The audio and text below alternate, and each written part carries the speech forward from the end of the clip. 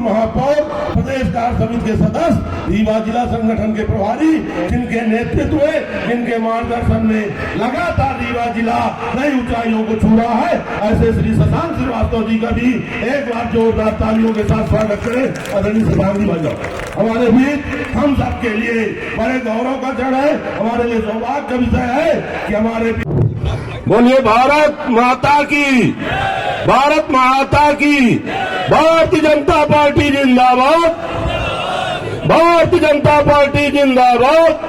आदरणीय जिलाध्यक्ष श्री डॉक्टर अजय सिंह जी से आग्रह करूंगा कि वाणी के माध्यम से मंच से अतिथियों का स्वागत करें। डॉक्टर अजय सिंह जी तीसरी बार पुनः प्रत्याशी के रूप में हम सबके बीच में विराजमान है। के माननीय उप मुख्यमंत्री, पीछे हमारे वरिष्ठ नेता पूर्व जिलाध्यक्ष आदरणीय कमलेश्वर सिंह जी पधारे। मैं चाहूंगा मंच पर स्थान ग्रहण करेंगे आदरणीय कमलेश्वर सिंह जी, आदरणीय रमेश करक जी। आज रीवा लोकसभा के इस कार्यकर्ता सम्मेलन में हम सबके लिए बड़े जी के दीप पूजन सहयोग करें। भैया आदरणीय वेंकटेश पाणी नगर पालिका निगम के अध्यक्ष।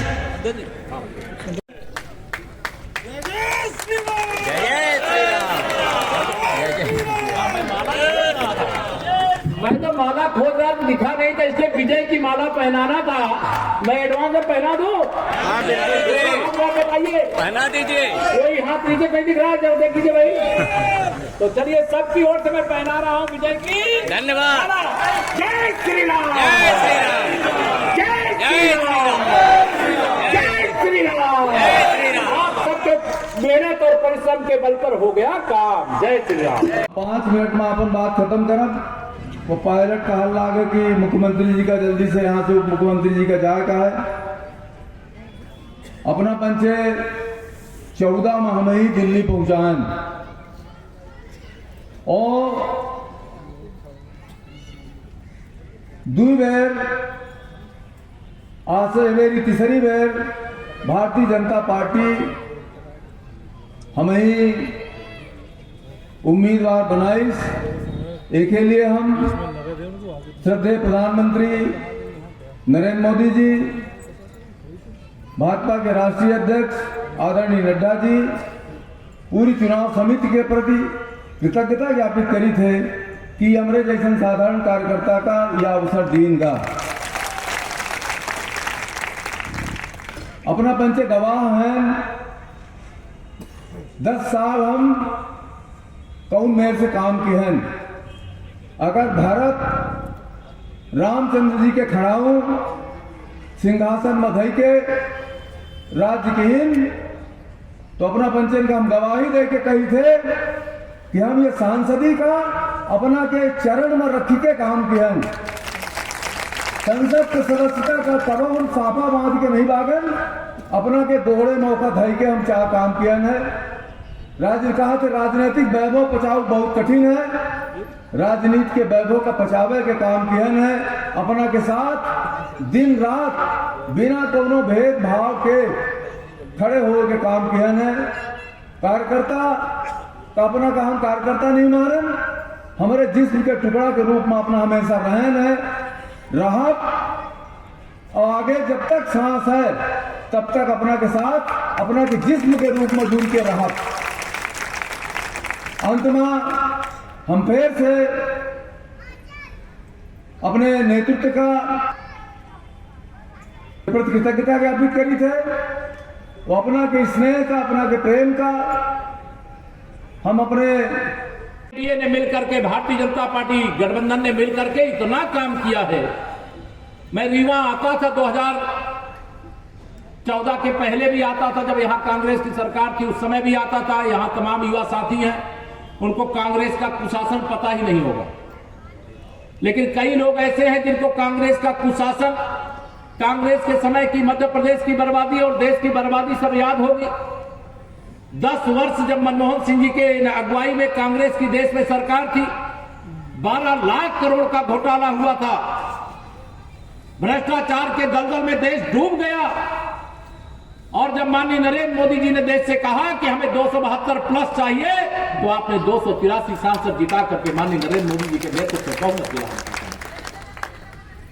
पहली अनैतिक और भ्रष्टाचार पे माननीय नरेंद्र मोदी जी के नेतृत्व में जब देश में 52 करोड़ गरीबों के बैंक में खाते खुले, कार्यकर्ता मित्रों जाइएगा लोगों के बीच में, आपके पास आजकल स्मार्टफोन है, ना तो हमारे प्रधानमंत्री जी कह रहे हैं, ना केशव प्रसाद कह रहा है, ना मंच का कोई नेता कह रहा है, लेकिन कांग्रेस के प्रधानमंत्री श्री राजीव गांधी जी ने संसद में खड़े होकर के कहा था कि जब दिल्ली से 100 रुपया भेजते हैं किसी गरीब के लिए, किसी किसान के लिए, किसी मेरी माता बहन के लिए, किसी नौजवान के उज्जवल भविष्य के लिए, तो उसमें से केवल 15 रुपया पहुंचता है। बताइए कहां तक किसी को मालूम है कि नहीं मालूम है?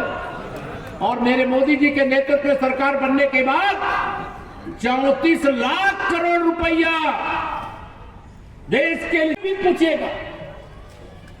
इन्होंने भगवान राम को काल्पनिक बताने का शपथ पर देश की सर्वोच्च अदालत में दिया था कि नहीं दिया था? और भारत के संविधान के मूल प्रति में भगवान राम है कि नहीं है?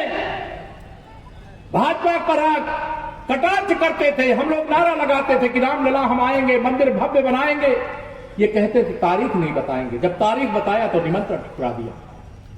ये मेरे राम का अपमान है, मेरे राम भक्तों का अपमान है, मेरे राष्ट्र भक्तों का अपमान है, ये देश के 140 करोड़ लोगों का अपमान है।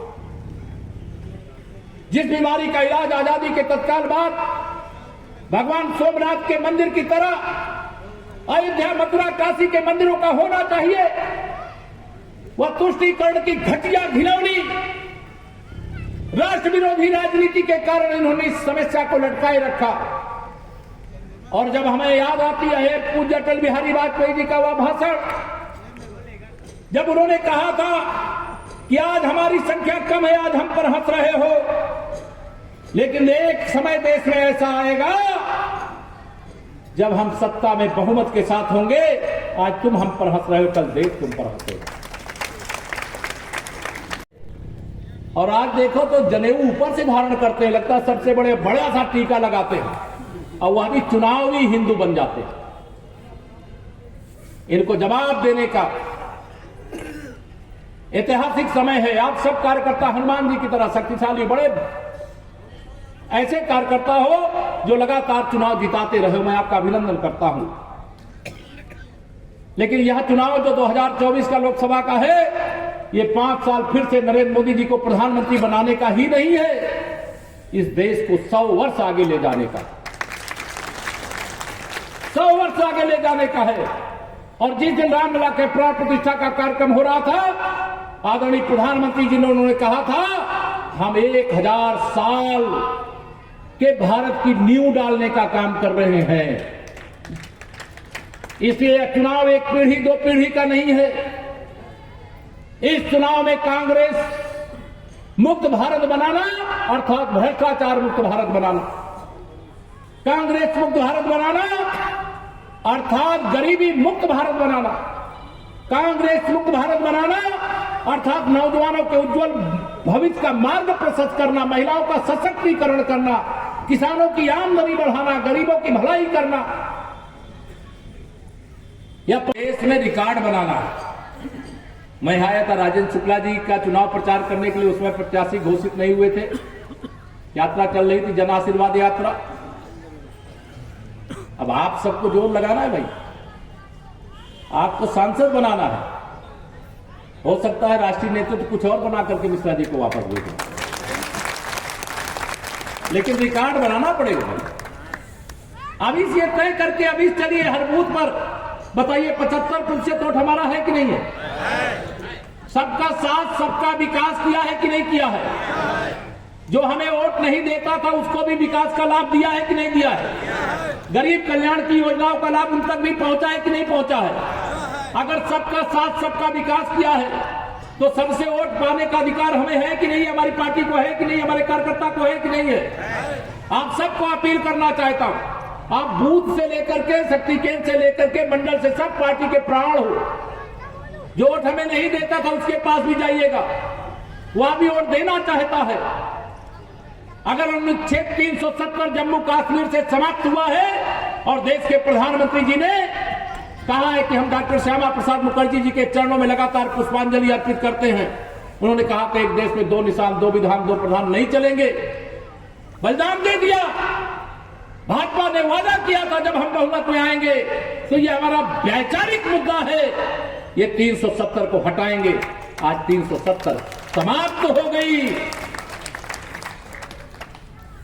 आज मध्य प्रदेश के हर घर में जैसे आजादी के अमृतकाल में तिरंगा फहराया गया था, वैसे जम्मू कश्मीर के भी हर घर में राष्ट्रीय ध्वज फहराया गया था। 500 साल बाद भगवान श्री राम लला अपने जन्म स्थान पर विराजमान हुए। मैं देश के कई राज्यों के गांव-गांव की खबर जानता हूं।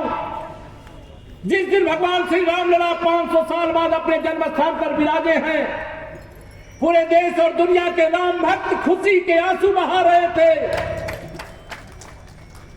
और यह कांग्रेस पहले भगवान श्री राम को काल्पनिक बताती थी, और जब रामलला के प्राण प्रतिष्ठा समारोह का निमंत्रण श्री राम जन्मभूमि तीर्थ क्षेत्र ट्रस्ट ने इनको पहुंचाया, तो भगवान श्री रामलला के मंदिर के प्राण प्रतिष्ठा समारोह का निमंत्रण इन्होंने ठुकरा दिया। जिन्होंने रामलला के जन्म स्थान पर 5 शताब्दी बाद, वह केवल राम मंदिर नहीं था, वो राष्ट्र मंदिर भी था। वह केवल राम मंदिर नहीं, राष्ट्रीय एकता का प्रतीक स्वरूप मंदिर था। गुलामी की मानसिकता की से मुक्ति का एक महायज्ञ का वह फल था। और ऐसे दिन कांग्रेस ने निमंत्रण ठुकराया, तो जिन्होंने भगवान श्री रामलला के निमंत्रण को ठुकराया, जिन्होंने उन्हें काल्पनिक बताया, आज उनको ठुकराने का समय आ गया। भारतीय जनता पार्टी की सरकार है। केंद्र में सरकार हमारी 2014 में पूरे बहुमत के साथ माननीय नरेंद्र मोदी जी के नेतृत्व में पहली बार बनी थी, पूरा अपना भाजपा का बहुमत। लेकिन मैं जो समझता हूं, क्योंकि आपका पड़ोसी हूं, परदेसी नहीं हूं, एकदम कहने के लिए अलग अलग प्रदेश है, लेकिन प्रयागराज में और रीवा में कोई अंतर तो है नहीं, तो पड़ोसी हैं, इसलिए एक दूसरे के बारे में खूब जानते हैं। जैसा माहौल 2014 में और जैसा माहौल 2019 में, उससे मतलब 1000 गुना अच्छा माहौल 2024 में। इस समय तो पूरा देश राममय है, पूरा देश मोदीमय है, पूरा देश भाजपामय है। और रीवा तो क्या कहूं मैं, कुछ कहने के लिए शब्द नहीं है। यहां जिस बूथ पर देखो उस बूथ पर कमल बड़े अंतर से खिला हुआ नजर आ रहा है। इसलिए मैं यूपी में नारा लगाता था 2014-17 में कि 100% वोट में से 60% वोट हमारा है, 40% में बंटवारा है, और बंटवारे में भी हमारा है। लेकिन मैं रीवा लोकसभा के अपने कार्यकर्ता साथियों के साथ ये नारा दोहरा सकता हूं पूरे विश्वास के साथ कि 100% में से 75% हमारा है, 25% में बंटवारा है, और बंटवारे में भी हमारा। कांग्रेस का कोई टिकट लेना चाहता है, बताओ, लेना चाहता है? और ये केवल बेहाल केवल मध्य प्रदेश में नहीं है, इससे भी बुरा हाल उत्तर प्रदेश में है। 2019 में एक सीट यहां छिंदवाड़ा वाली कांग्रेस जीत गई थी, और उत्तर प्रदेश में भी एक रायबरेली जीत गई थी। इस बार कांग्रेस की अम्मा, जिन्हें सोनिया गांधी जी कहते हैं, वो लोकसभा लड़ने से पहले ही राज्यसभा के रास्ते राजस्थान से चली गई, उन्होंने वह लोकसभा छोड़ दिया। और मैं आपको विश्वास के साथ कह करके जा रहा हूं, उत्तर प्रदेश की 80 की 80 सीटें माननीय नरेंद्र मोदी जी के नेतृत्व में जिता करके देने जा और मैं यहां केवल मैं जानता हूं यहां तो कमल खिला हुआ, इसलिए मुझे कमल खिलाना नहीं है, बल्कि यहां जो भी विरोधी प्रत्याशी आवे उसकी जमानत जब्त कराना। कांग्रेस अभी मैंने कहा आईसीयू में पड़ी हुई है, तो हमारे अध्यक्ष जी ने कहा नहीं वेंटिलेटर पे है, तो फिर ऑक्सीजन देने की जरूरत है क्या उसको? ये जैसे मैं कांग्रेस की अम्मा उनको कहता हूं, वैसे भ्रष्टाचार की अम्मा भी कांग्रेस है कि नहीं, बताओ? जो भ्रष्टाचार के अम्मा की भी अम्मा है, उस भ्रष्टाचार से सदा सदा के लिए भारत को मुक्ति मिलनी चाहिए कि नहीं मिलनी चाहिए?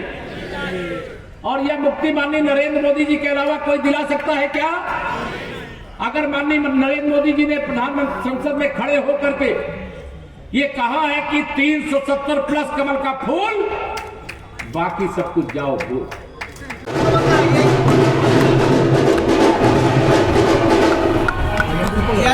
भारतीय जनता पार्टी मध्य प्रदेश की 29 उत्तर प्रदेश की 80 देश में 370 कमल के फूल और 400 से अधिक एनडीए की जीत होगी।